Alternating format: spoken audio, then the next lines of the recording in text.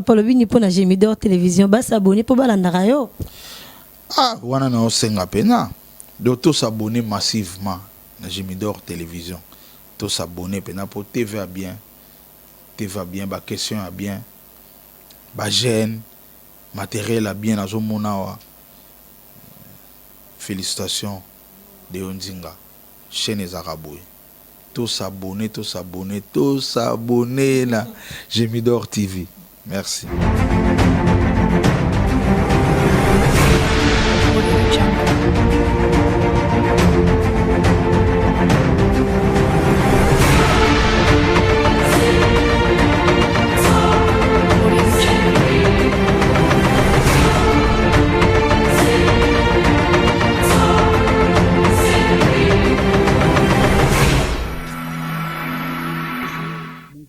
Bonjour Jafar, merci. Toujours l'invitation à la plateau à Gémidor TV. Mikolo Belé, vraiment, tu as vu que la difficulté, c'est là qu'il y a un confinement et les kindengeni ni na libota, yomoko vraiment parce que tu as vu que na bate belé ça qui facilité comme on appelle bande konabiso et belé vraiment au baza misika de part d'autres ba auto kufa kotika biso vraiment par rapport à pandémie oyo les kindengeni ni ozo zongo lelo ozo memelango vraiment ndengeni. Ezali d'abord mawa mingi na bao nyonso bande konabiso balaki na biso na bomogi. Auto kotika biso pendant période de confinement wana na kosenga ndeto zata moi 1 minute pour na kokanisa bango nyonso bakei ce qui ekoko zata. Merci.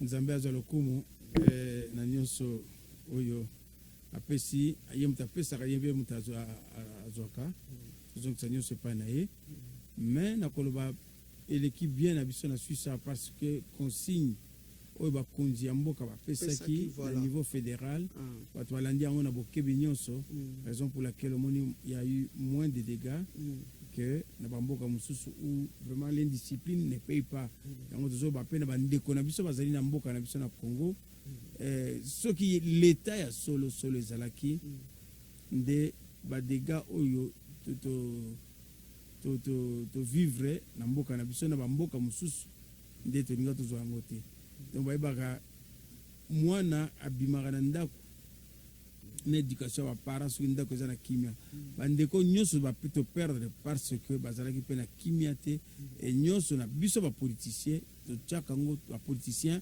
pardon totiaka yango toujours na compte ya gestion ya mboka na bakonzi ya mboka ezala botialaki tonga malamu te ekopesa bato sida responsabilité eza na l'état eza te ministre moto akotia motu tonga ou bien ministre moto akobenda bato makila mais ezali responsabilité na ye donc ndenge oyo nyonso eleki na bandeko na biso bakufi bandeko na biso bacongolais je dis bien je prends pas la part à bato nyonso responsabilité et à l'intérieur et à l'extérieur c'est na kombo ya l'état congolais. Voilà.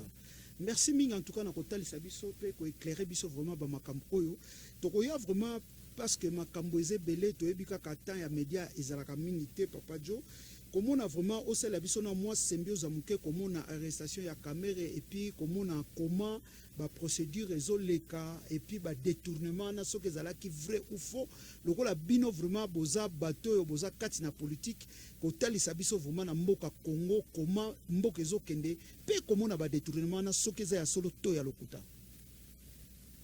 Ndeko Jafar nazui conscience politique na koya nanga poto tango na bandi ko senga asile politique quel que soit distraction tozaki nango parce que toaki jeune tozalaki pe na temps na biso ko découvrir biloko sika na poto et puis koyeba comment mécanisme poto fonctionnaka donc na bandi ko tala politique depuis malembe tina yeko mona penza que na mboka na biso yalaki erreur na biso jeunesse tozalaki attentif te o nyonso ezali koleka lelo na kata Congo donc ils ont le reflet il y a irresponsabilité il y a toute une génération tozalaki un peu soit tozalaki na peur soit tozalaki un peu à l'exclusion, toi qui es abandonné, toi là qui n'a nini, tout ça, bah, mingi n'a pas ça, tout ça traumatisé. Raison pour laquelle, j'insiste toujours, politique, il y a l'arrestation actuelle, il y a Congo, c'est toujours de la distraction. C'est toujours de l'amateurisme. C'est toujours des trucs à faire dormir debout. La vraie politique, moi je dis, je pèse mes mots. Dans une chance, na kati ya mboko Suisse binoboyebi, dans un mandat politique, dans niveau ya commune, ce qui n'est pas le moindre, parce que politique na Suisse est dans la commune, la base c'est la commune. Après commune, ça va à niveau cantonal, et quel à niveau fédéral, où tout le monde est appelé, il y a que réunir la force pour travailler pour Namboka. Voilà. Mais voilà, donc ceci dit, Nathalie état des droits. Il y a Etienne Tshisekedi, papa Etienne Tshisekedi, paix à son âme, c'était de la. Donc les slogans, qu'on appelle slogans, à état de droit, mais il ne sait pas comment se passe un état de droit. Comment est-ce qu'on doit ses responsabilités? Qu'est-ce qu'il faut faire? Qu'est-ce qu'il ne faut pas faire? Il y a à borner les sous-bateaux, à Tindi Bangon, Parlement debout, c'est-à-dire des bêtises sur bêtises. Avec des slogans état de droit, démocratie, la démocratie, ça n'a rien à voir, c'est le pouvoir du peuple par le peuple. Et vous allez que le pouvoir au peuple a mandaté Bino à la ligne directive. Ce qui a moniqué dans 100 jours, vous savez, l'autre côté, dans 6 mois, vous savez, l'autre côté, il peut vous condamner par les urnes. Bon, à revenir na source en fera dissolution de Monique Makambozo qui était ce qui est poussé encore une année comme c'est le cas actuel au Congo. Où État n'existe pas, il n'y a pas un État, c'est juste une aventure bricole pour distraire que oui à gouvernement côté non il y a démocratie politique il y a ça là il n'y a rien de démocratique dans ce qui se passe au Congo parce que le pouvoir a été volé. Ce n'était pas la volonté exprimée par le peuple dans le scrutin. Et pour diriger Mboka, il faut il paye maintenant cette diversion-là. Vous savez, moi j'ai toujours dit, à part Maïle na biso batamuki, Nzambe Azali, Nzambe Azali. Tu sous-estimes toujours, même dans les États-Unis, la plus grande puissance du monde. Avec je jure au nom de Dieu. Et par jour, ils ont toujours. Bible, tout le monde a la Bible. Satan, Dieu se montre à puissance dans ma kisi. À puissance dans ma kisi, jour où on est dans l'église. Jésus-Christ, dernier jour, une messe. Jamais la plupart, même à Johnny Bagibanani, à Mitterrand, à président Touba de Gaulle, toujours l'église, Jésus-Christ. La vie, nous avons le dernier mot dans ma cambo, tout ça. La caméra va casser ma force occulte en Afrique, nous allons entraîner Bino, c'est bien. On va entraîner Bino au monde, Mbongo, tout ça, peuple affamé, tout le monde à faire croire Bino comme le diable voulait faire croire à Jésus que Mboko Nyonso. Il y a ceux que Jésus a dit oui, Jésus a dit il y a du tout qui est bien vraiment au Zonga parce que outi kolobelo komoko tomboli vraiment kotala mais comment on attend papa qui sait que père son âme alobaka que bola la pongi à bébé. Donc par rapport à nenge aux autres les aïka ba slogan o ezabena que peuple a sombré les sous makasi na naïveté tout peuple a tellement à comprendre. Tu sais que dit papa Etienne Tshisekedi c'est lui qui a entraîné le Congo, les Zaïre, na dérive totale. Selon mes analyses politiques, mes convictions politiques. Voilà. Donc, à distraire, tu as un niveau moro. Le résultat, il n'y a même pas photo, rien que voir le comportement moine. Tel père, tel fils. Le père, avec cette mécanisme, à moi, il y a qui maïla, qui mukolo, aïbaki, qui jouer, qui jongler. Mais moi, dans l'axi, il y avait, au fond, il n'y avait rien. Caisse de résonance. quand ozobeta ozosentir donc soki tolandi bien yo ozotalisa vraiment na Gemidor TV ke komona oyo ezali arrestation ya kamere babiloko wana nyonso tu ezaka bamanigance ou bien ndenge tolobaka eza badule na bango ezali na Tshilombo aza na kati. Tshilombo azali déjà acheté depuis makambo ebele kobima ya Venise ya nani rencontre bango na pays neti ya comment est-ce qu'on a nani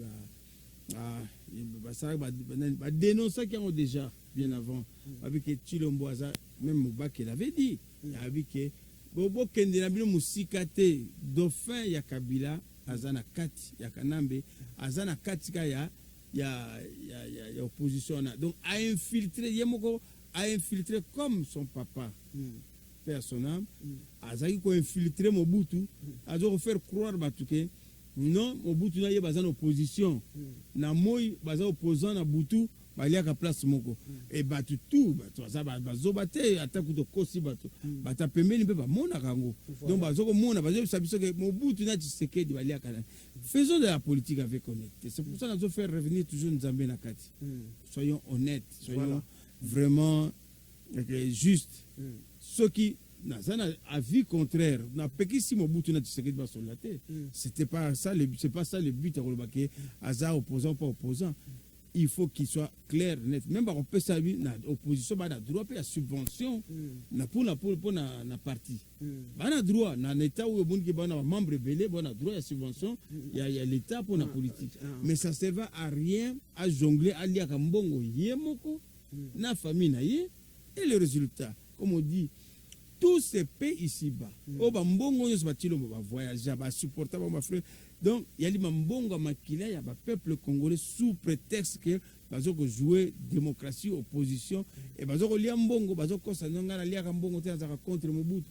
Il amène les gens à l'idiotie, à faire tourner, à ponger un bébé, puisqu'il a pris une autorité, une stature nationale et internationale, capable de drainer foule, et puis foule, tout ce qu'il dit, foule à mais ce n'est pas ce que la foule, le peuple pense, ce qu'il faisait, mais ce que lui pensait qu'il voulait que le peuple le fait.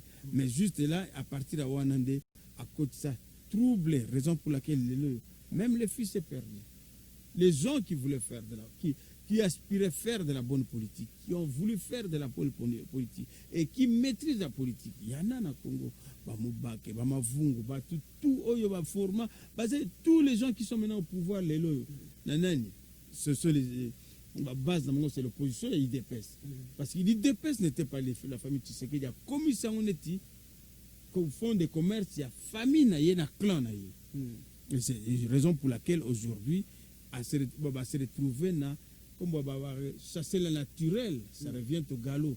So kosaka batu kozo sala pona peuple. Okomona ke non na suka nango. So baboki mokuwa mbwa so baboki mokuwa na sako landa wana se. Même abatel misuni ya kitoko na mesa. Et c'est la même chose, chasser le naturel, il revient au galop. Alaxi bango ke non. Ngana ko sala bino te ngana ko sala ndé. Na yeba ko diriger mboka. Na yeba ko diriger mboka te ngana yaki nanga po to yiba pona famille na biso. Donc yangwana sikoyo mais eloko eza bizarre to kende bien o eza bizarre sikoyo comment soki bango basalaki dul yena kamere muninga se retrouver na prison lelo bazo sambisa tout ça mais ba procédure yango pendenge zo kende mutazo comprendre yango bien lelo azate Kamere s'est trompé d'allier atalaka film ya Mobutu na Tshisekedi Mobutu na Tshisekedi ba vraiment ça. Oui. Parrainage de part et d'autre. Mobutu a parrainé à Bana Tshisekedi. Tshisekedi a parrainé à Bana Mobutu. Mais à la fin, qu'est-ce qui s'est passé? Trahison, Yangoana. Donc, Kamere, croyant que Ndenge soit Pessinal Fayoulou, qui était élu du peuple, qui avait vraiment les compétences, il y a diriger, parce qu'il a déjà fait déjà ses expériences professionnelles. À niveau, il y a direction, il y a entreprise, il y a pétrolière. Mais il fallait avoir plus ou moins tant qu'on se repose. Ils ont pris tellement le goût du pouvoir, tellement le goût Yamagouille, tellement le goût de l'argent, le pouvoir pour le pouvoir. Et Kamere s'est dit, le niveau c'était qui? C'était Tshilombo Antoine. Donc, À juillet, arrivé à manipuler comme un gamin. Et Tshilombo ne voyait pas. C'est comme on dit, tel père, tel fils. Il voyait le père comme le fils, n'a jamais vu l'intérêt du peuple. Sur l'épaisse. Moi, je dis ceci. Bobo Landanga bien. Ça, c'est très important. Si Tshisekedi, Étienne, personnellement, il était un bon leader politique, et croyant que Azoro dirigeait Congo Nandira Malamu, il y avait beaucoup d'intellectuels dans le Congo, dans l'IDPS.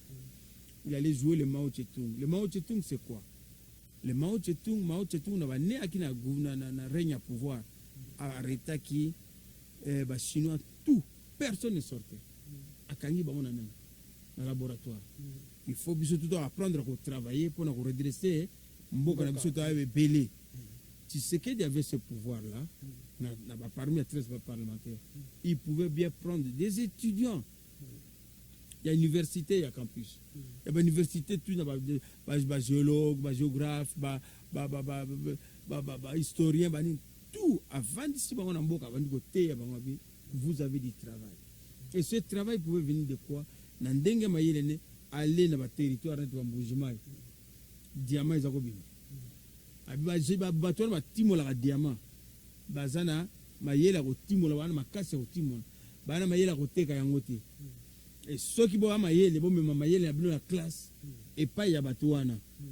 Bango a timoli diamant. Bino bozu diamant wana, boye nango boteki yango. Pour créer une entreprise déjà place voilà. Et pour permettre comme fort économiquement et politiquement ce que l'économie est automatiquement politiquement de comme fort. Voilà. Il y a région de Kivu. Le minerai est belé. Il fallait former au lieu que n'importe quoi ne soit asile un costume, na montre, tu sais que na cravate non. Boz mboka ya Congo za na mbongo belé bozo atana bino botangi na classe ya balonga bozonga na mboka bato bato paysan o bazana bazana makasi maboko bino bo structurer bango na mayele na bino ya classe ya mokanda o mema bango na développement et Mbujima il va se retrouver mais il va fournir force politique na IDPS Kivu, c'est l'appareil, tout ça, Mobutu, il coincé politiquement, il même à même brutalité, mais à reconquêter pas ce batamayele. On travaille toujours avec diplomatie, bien évidemment, la politique, c'est pas devenir ennemi. On travaille toujours pour le développement. Yamboka. Dengue a préparé l'aventure. Et aventure apporte toujours l'aventure.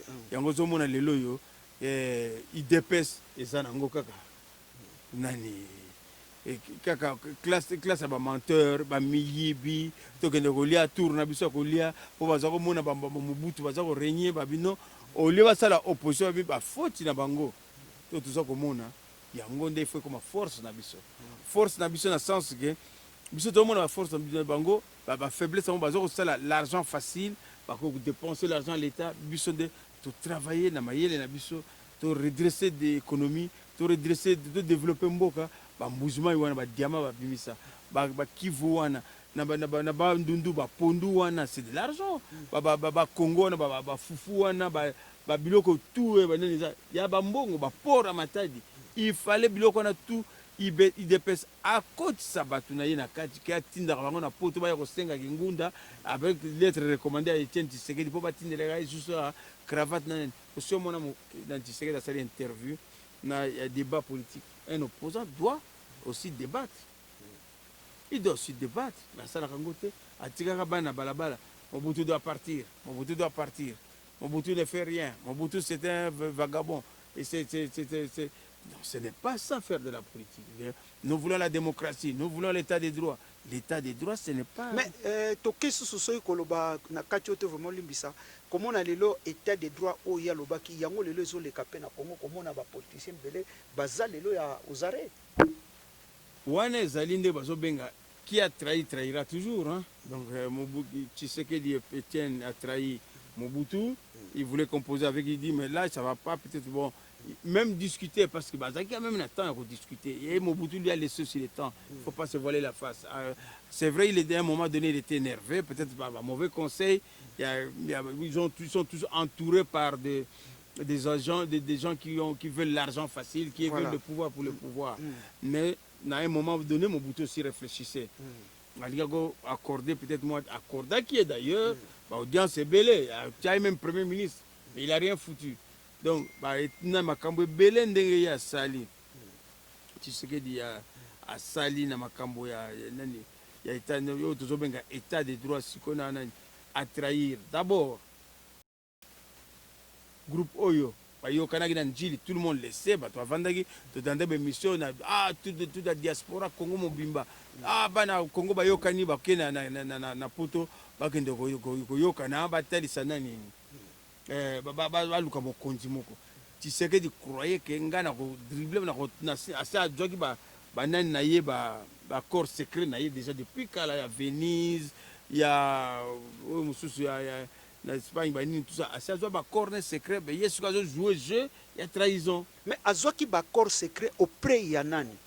Mais Azoki, il y a Kanam, il y a ancien président. Il y a sous commandement, il y a Rwandais. C'est-à-dire, que tu sais que des familles ont bongo, mais est-ce que Makamona nyo surtout vraiment au lelo batu balobaka au effort que yé azo tambusa mboka te za kanambe aza na se na simana ye azo sala nyo surtout bino vraiment bozala kana ba preuve ezo sala ke bomona ke Chilombo aza na ekaka échantillon ya pamba. Mais il y a même pas hôtel bandeko na yo moko, bandeko no moko. Poto kende musika te bandeko ne moko. O baza kufa na mokili mobima na mona te na président de la république 10-20 personnes ba keka bo yolo batelo comme côté est-ce que on a besoin so basa le photo donc pona tokende bien vraiment pona bino o ndenge yelelo azo bima lo batelo côté yango ezo signifier tout que azana ye kaka eza coup depuis batu ba mort wana te azo lo baté depuis kala et monana qui clair et net. La France lui demande, il faut se détacher de l'ancien dictateur. Motus Bouchkouji. L'Amérique qui est la grande puissance à Sengi. Moutato Boma Bandeko, tu vas te mettre à côté. Dans le président, il y a Juif, à côté, il y a Hitler. Est-ce qu'on comprend normal? Non. Tout cela, cerveau à Kanisaka. Ça ne passe pas. Mais si quoi vraiment ko kende boy ko talisa peuple congolais na moment o bazo landa biso vraiment na bokebi eloko nini oyo koki koloba o effort na moment oyo na makama mabezole ka peuple azo souffrir azo subvenir na fin na yete makambu to e komi pasi boy na boy eloko nini mbela nini yo ko beta lelo oyebisa bango vraiment peuple po atelema akende liboso ande ko na kombo na Nzambe na yebi ke nazo sala politique pour n'a pas cité inanga imo personnellement. C'est vrai na ba douleur nanga pe ezalaka normal parce que nazabe ba ba famille nanga so bozo souffrir souffrance beza nanga mais na ko senga na bino vous allez peuple bozwa ngai ndeko na bino jomo biala les yeux dans les yeux nazo kotala bino nazali pona ba mingi naza kulutu ba musu nazali leki ba musu pe nazali mwana ba musu pe nazali papa akosenga na bino peuple vraiment bozwa responsabilité na bino bo bima na balabala bo senga na Chilombo ke atika azongse la bino pouvoir na bino soki be élection musubo sala na mikoleko ya avant 2023 bo ba sala yango soki bo moni ke bo sibo ndima ke élection na bino ba bo zongisa fayulu na kibokonzi ye moko sans bino akoki ko sala yango te soki bo moni ke bo beleli muto bomoni na motema na bino touché abito poni yo yaka biso peuple tozana sima na yo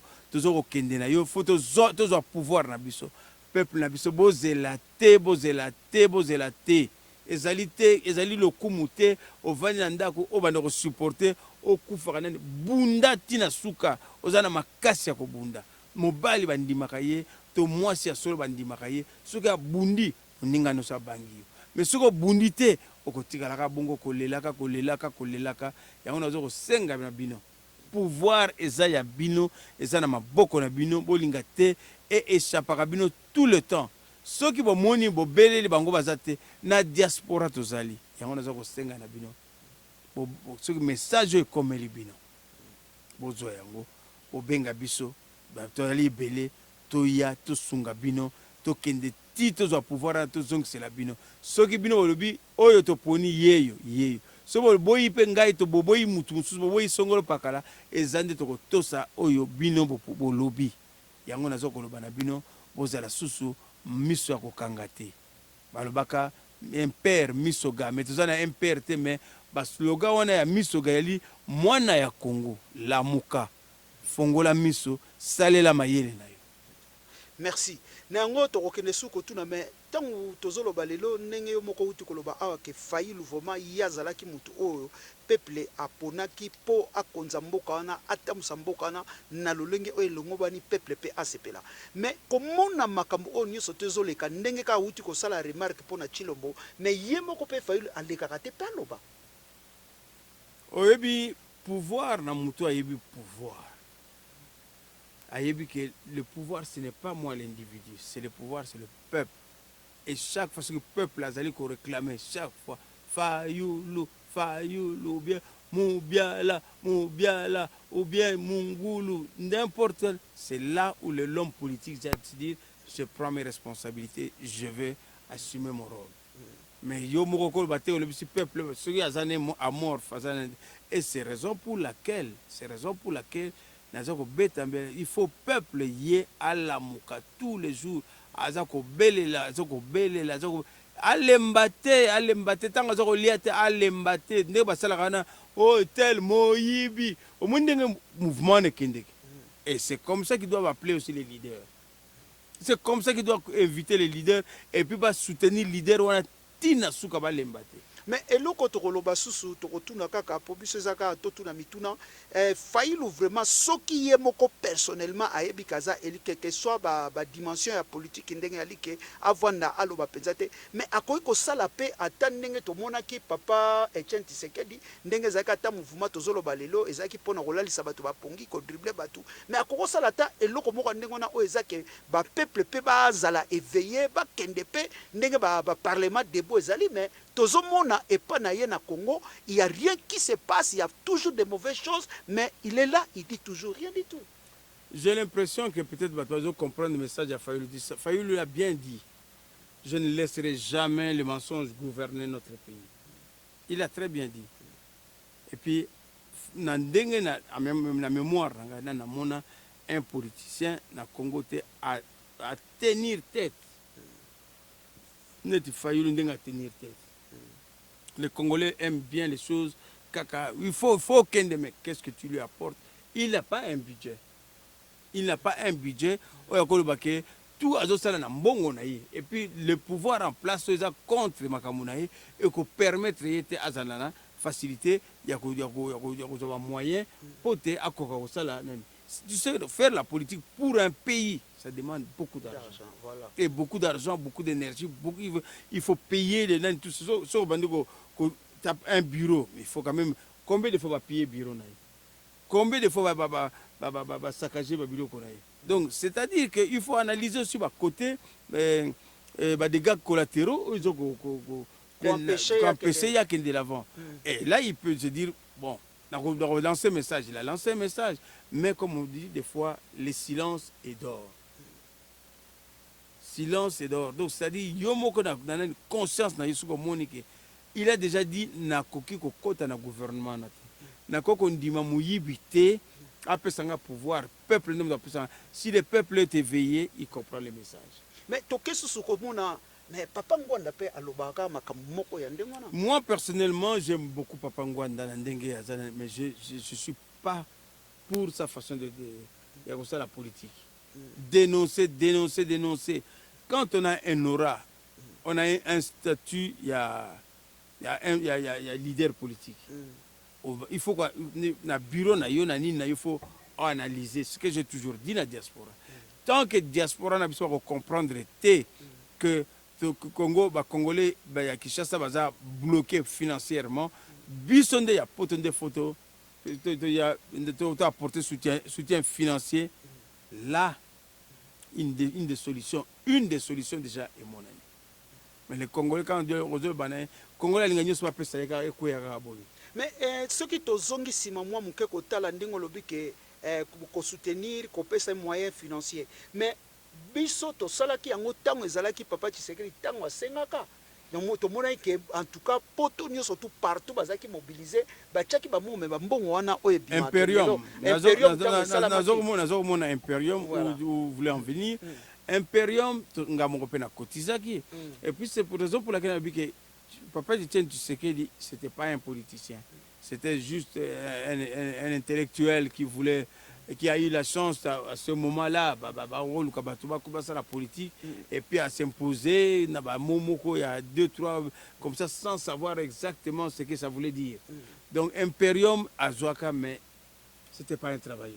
C'est ça que je dis. Et le fils le prouve, il n'a jamais travaillé dans sa vie. Dans leur famille, c'est l'aventure. C'est l'aventure, c'est-à-dire na zui nanga poste pas sabika bon misu makasi ndokité ngana bundana mobutu na malobaka na ba mowana et puis na zui une stature moko ya homme de yam politique, c'est fini. Donc na kobano sakana na bino kaka ndengwana. C'est la même chose papa Etienne Tshisekedi a Joana ti lelo yo ba résultat ezali. Imperium ba pesi mbongo azune mbongo nyonso calme alien na ye.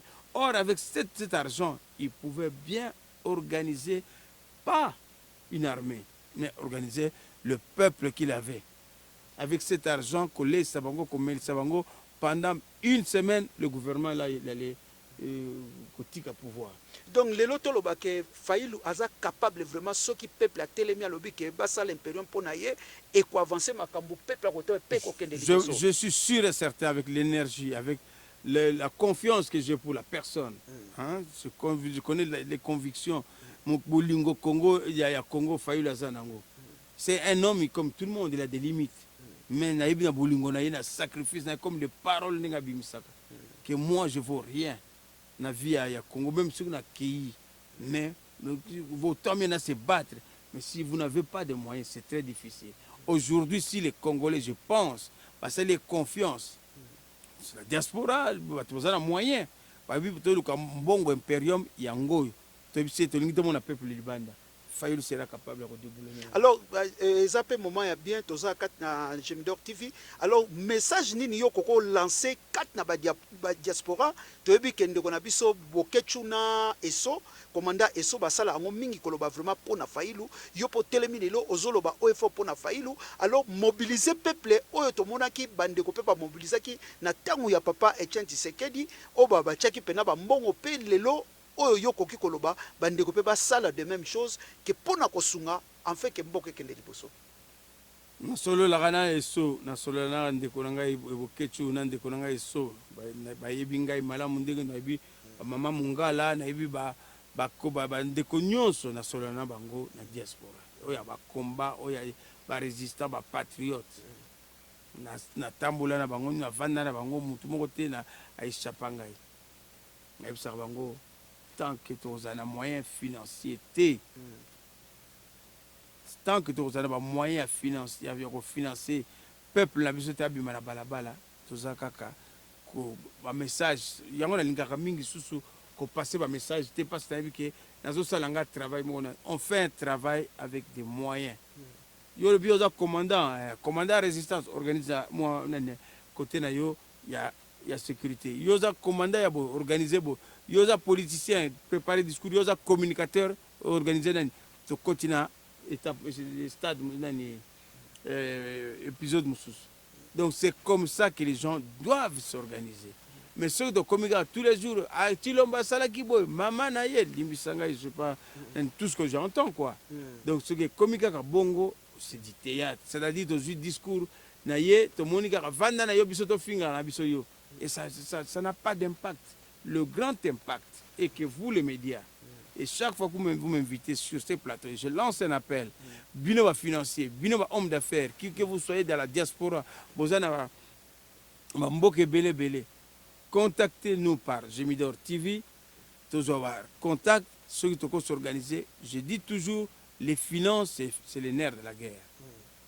Ceux qui m'bongo ezali, nde réaliser projet na bino mais soki bona eloko moko te ata na libala encore linga mwasi yango ata ndenge nini kitoko nde ezokongala mais soki famille ne emoni ata mwa kopa masanga te na famille ya ndenge eza kobala osala eloko te donc il faut na sagesse na biso il faut na moke bolongola na makanisi na bino ke congolais azaka tiaka mbongo te congolais asalaka boye te congolais aza boye te il faut kolongola bannir mentalité wana congolais aza bien atiaka mbongo mais mbongo yango il faut amona action il faut ezala bien géré il faut ezala bien structuré organisation ezala congolais akoaccompagner bino mais soki tozali kaka na makambo kaka oh congolais atiaka mbongo te c'est vous qui accompagnez imposteur bino bato ozokoaccompagner pouvoir wana mpona kolobaka congolais atiaka mbongo te bosala na bino ka ndenge bolingi so bamemilo na blessure bamemilo omonaka 1000 euro te bamemilo 1000 euro omeli masanga pendant 2 semaines okomino kaka moto nene te ngai nasola wana badani te la trahison continue ozokoendormir peuple. Moi je fais pas de discours creux, je fais de la politique.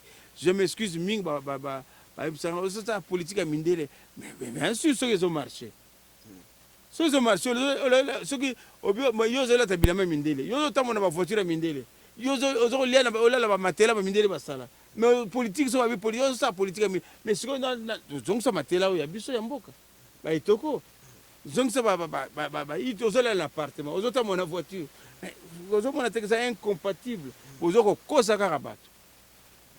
Tu es obligé, je ne veux pas être menteur, je ne veux pas être hypocrite. Tu es obligé, le corps a toujours culture, toujours civilisation. Oyo, tout le monde occidental et permettant biso to comme que tu sali ba média yali banini. Nous sommes obligés de composer avec. Mais il faut savoir dire oui et savoir dire non. Et toujours prendre soin de bien de l'État.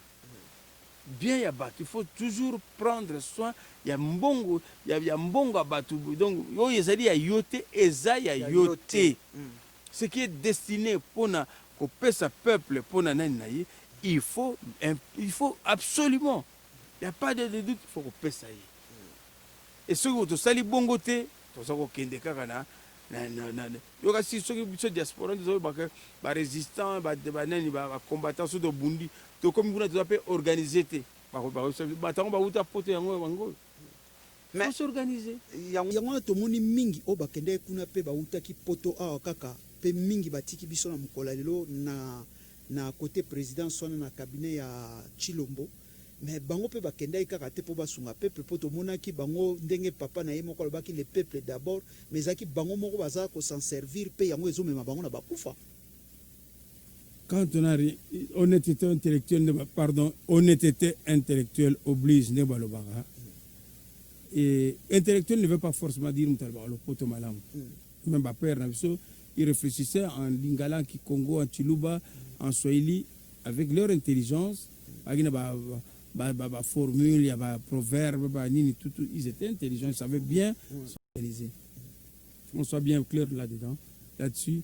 Mais la plupart y a bateau, na poto, ils ont rien foutu.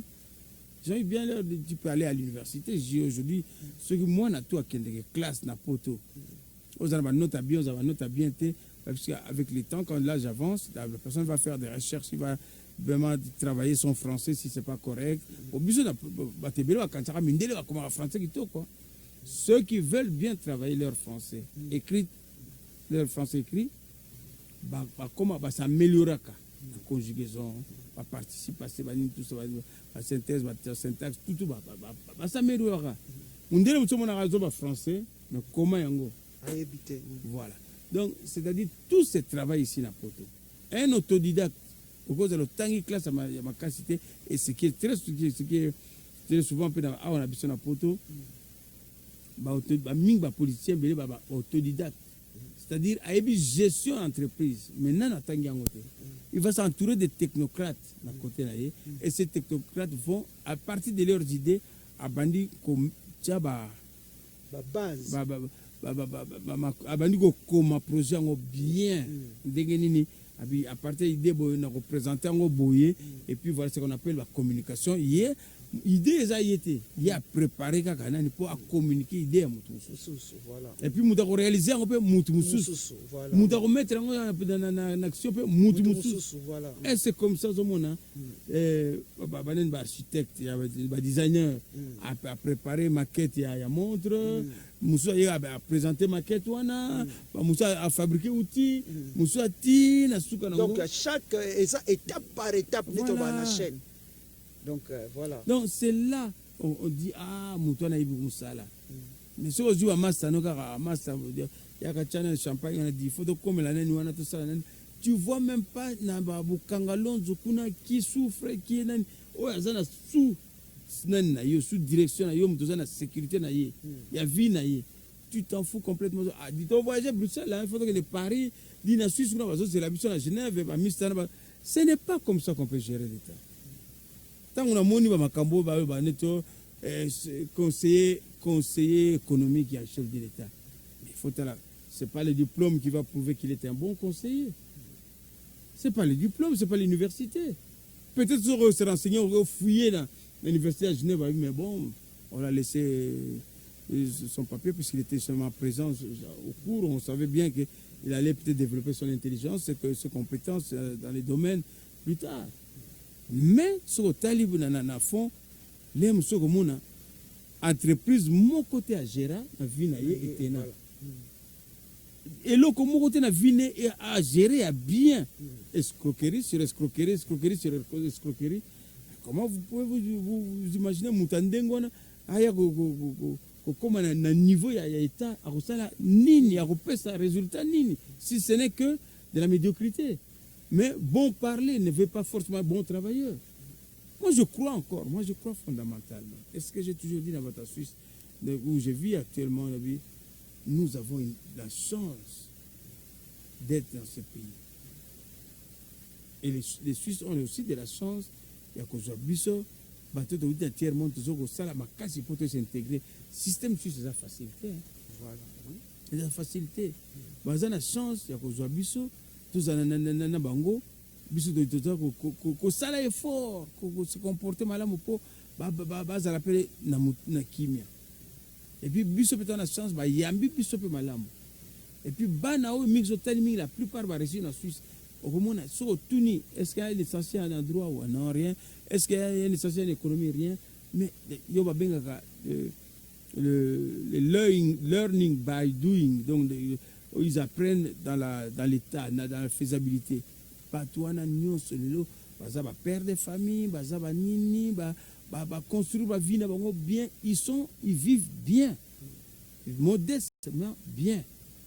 Et c'est là exemple on a ndeko servir biso par la formation, par l'éducation, par l'honnêteté, par ce n'est pas par bouteille, whisky, champagne, kazaka, tout ça. Je ne refuse pas que les gens peuvent aussi avoir le temps de s'amuser, ça c'est clair. Et ça fait partie aussi, il y a vie, il y a biseau. Mais toujours, il faut qu'on ait éthique. Il y a éducation plus ou moins civique. Pas. Alors, eloko to qui chité na biso siko na émission na biso grandeur.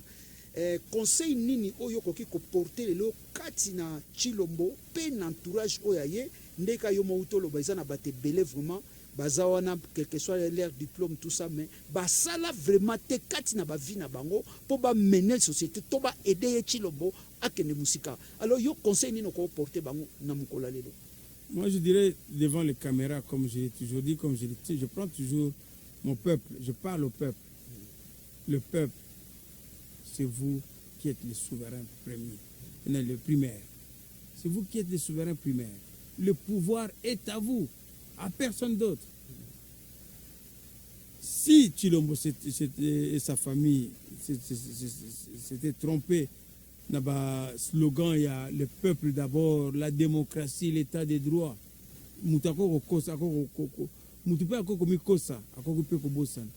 Mais revenez à la raison. Zonga na bomoto. Vanda Penza, un homme. Il y a des hommes d'État. De Gaulle qui est une référence. De Gaulle disait, d'ailleurs, j'ai eu la chance de porter quand même une veste croisée comme le général de Gaulle. À son époque, il aimait bien les costumes croisés. De Gaulle, tango batie pression à Monique, plus rien ne va après la révolution. De Gaulle, c'est pour ça les gens des Français de droite aujourd'hui, qu'on appelle des gaullistes, c'est la fierté. Il a dit, je me soumets à la volonté du peuple. Je vais rendre le pouvoir du peuple par la voie des urnes, au suffrage universel. C'est une phrase aujourd'hui qui fait l'honneur du général de Gaulle. Donc, ce qui tue Lomboké, je parle, je dis là, je parle au peuple, je vais parler avec lui maintenant. Monsieur Antoine Tshilombo, Tshisekedi, il n'y a pas plus gênant que de sortir par la petite porte. C'est une honte pour la famille. Et non seulement pour ta famille, mais pour toutes les générations de votre famille. Prenez votre courage entre les deux mains comme un homme. Dites, je m'étais trompé, je croyais que l'État, il y a comme on dit, l'erreur est humaine. Il faut avouer ta moitié pardonnée. Dites, le peuple, je vous rends le pouvoir avant votre mandat. Les politiciens qui vous contrôlent, ils n'ont aucun pouvoir, je dis bien aucun pouvoir vis-à-vis de ce peuple qui vous a donné ce petit mandat politique. Ceux qui vous ont donné cela se sont trompés. Ils ont voulu vous rendre, vous induire en erreur de Baloba. Même Kyoko, bacha famille na plutôt pas les nabo soto, baby salokumu famille na yo ezakaka yo moko kotombola lokumu ya famille na yo na ndeko na yo ba peuple congolais. Parce que sur talibien yo moko yebi kati ya motema na yo okoko kosa bato me kosa conscience na yo te ba congolais moko te azoko reconnaître fa dans le pouvoir na yo. Et bino pe bandeko oyo bozana pouvoir ya misolo bozana ba moyen bozui ba yo ba yibi pe bo rejoindre biso na diaspora to ba ndenge nini toko se préparer pour te to longola pouvoir wana na maboko ya ba usurpateur ya ba délinquant politique. Ça suffit, trop c'est trop et le moment est là car l'histoire nous jugera. Voilà ce que je peux vous dire sincèrement, honnêtement. On peut faire mieux, mais tout ne dépend que de la volonté aussi, de notre volonté, même si Dieu est toujours d'accord avec tout le monde. Merci Adjo en tout cas na kolobana biso pe kolobana peuple congolais na komona o ezoleka mais pona ko kende na suka eza na mutuna mo kaka oyo ezaki vraiment na papa Clément Mavinga ngai koyeba pona dossier 100 jours mais o baloba que saut des moutons et comme na niveau ni de ces 100 jours moi j'ai toujours dit, je suis sincère avec moi, ce nazana qui chasse je ne maîtrise pas en tant que politicien. Je n'ai pas vraiment comment on dit, des informations fiables. En tant que politicien, je ne peux pas m'amuser. Mais comme j'ai vu les choses, j'ai vu que c'était un coup politique pour distraire. Pas jouer à jeu na bango, soit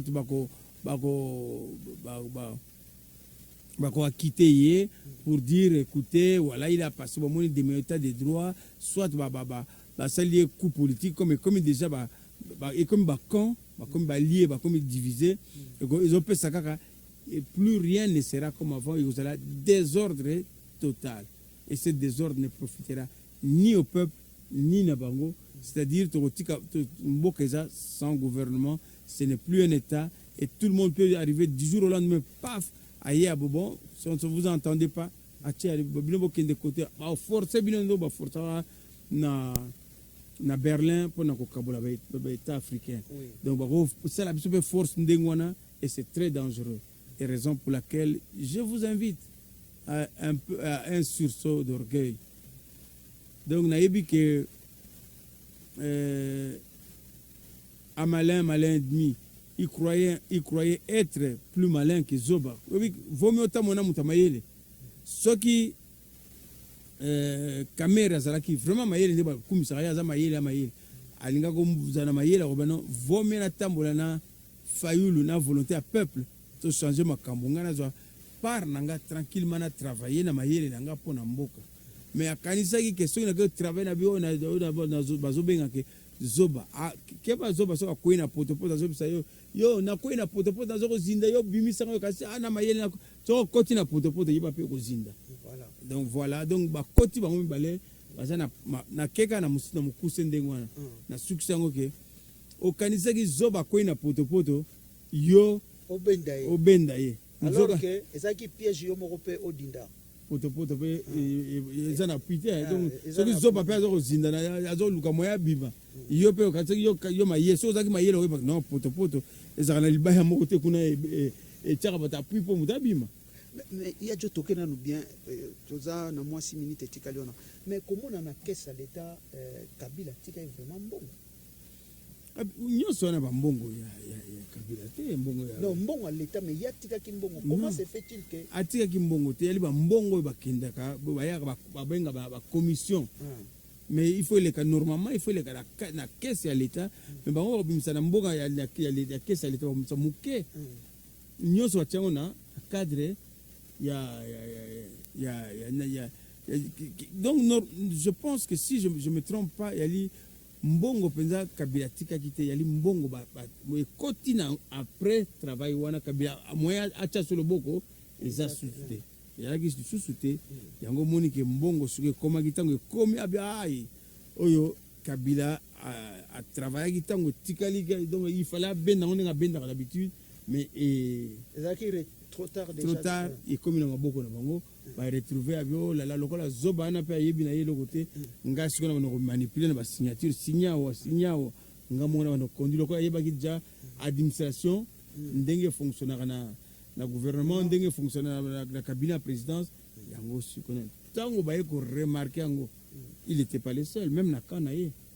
Ah donc so tolandi bien na suka bango nyoso bana kati mais Chilombo il était vraiment naïf par rapport à la signature bando il s'est signé il contrôlait pas Chilombo a yebi bien que bambongo wana nyoso yepe alien na kati mais so otali procès ya Kamere bato bazo landango très souvent Kamere le dit le président de la République toujours le président de la République so na nyuso ko yima moteur ko yoka bien ko bake.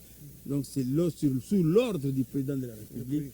Et comme ça, donc je sous-entendre que moi, Angus Roche, que donc yomo yibindeng basalaka, mais ko changa il n'était signé kaka, mais yangai yibindeng dileka.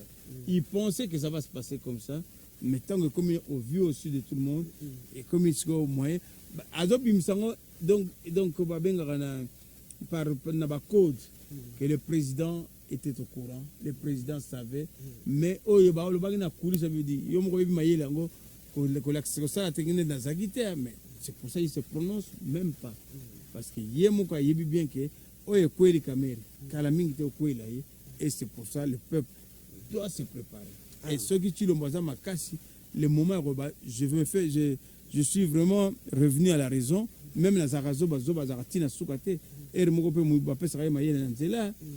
Merci mingi bandeko bouti kolanda vraiment interview na biso ezaki vraiment très important na makambo o itali politique to bengela ki bino mutu o esengela ki vraiment al ndimbola pe aloba na si bolandi biso na bokebi boyoki nyoso o ebimi to yebi kaka nde to loba ke ba propos tenu eza ko engager kaka yemoko par rapport ya makambo oyo alobi po na bandeko na biso na Congo pe po na ba politiciens nango to koloba vraiment mingi bandeko to telema mboka il faut ekende liboso bandeko bazoloba mboka eza ya kobonga te peuple azo souffrir kaka nzala eza partout batu bazo kufa pe kaka partout alors na yango tozo telemisa vraiment bandeko to telema ndenge ya jauti koloba awa ekozala malamu ko soutenir mutu o aza nabilité ya kosunga peuple pomboka etelema pomboka ekende liboso nango tokuta na biso ya mbalasima ye azali akozela kaka mituna tokozela yango pendenga betimbela asengi vraiment na bato baza na misolo ebele o bamoni ba soutenir enfin que politique etambolaka pe na mwa musolo mpo makambo ekende liboso na yango yo otutami na discours na ye otutami na makambo biso touti koloba awa contacter biso pas de souci bokomona résultat ya malamu na kote nyonso tu na yango botikala malamu tokutani ya mbala nsima ya bino de Nzinga bino ka boyebi kati na Gemidor TV na émission na bino bolinga mingi ya grandeur botikala malamu ciao ciao